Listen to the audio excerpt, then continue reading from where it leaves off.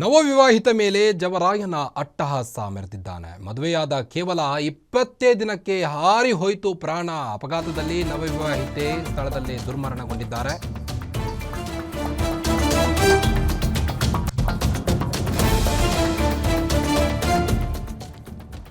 ನವವಿವಾಹಿತೆ ಮೇಲೆ ಜವರಾಯನ ಅಟ್ಟಹಾಸ ಅಂತಾನೆ ಹೇಳ್ಬೋದು. ಮದುವೆಯಾದ ಕೇವಲ 20 ದಿನಕ್ಕೆ ಹಾರಿ ಹೋಯಿತು ಪ್ರಾಣ.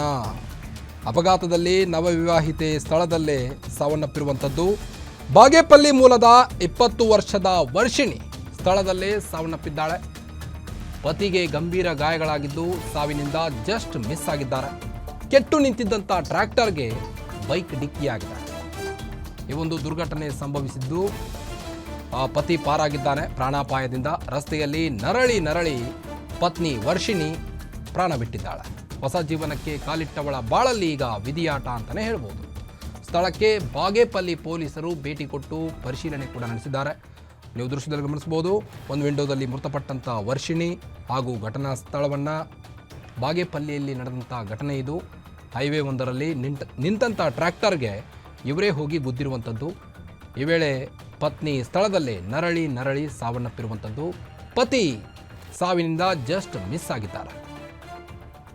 ಬಾಗೇಪಲ್ಲಿ ಮೂಲದವರಿಬ್ಬರು ಹೊಸದಾಗಿ ಮದುವೆ ಆಗಿದ್ದರು. ಜವರಾಯನ ಅಟ್ಟಹಾಸ ಅಂತಲೇ ಹೇಳ್ಬೋದು. ಮದುವೆಯಾದ ಕೇವಲ 25 ದಿನಕ್ಕೆ ಪ್ರಾಣ ಹಾರಿ ಹೋಗಿರುವಂಥದ್ದು.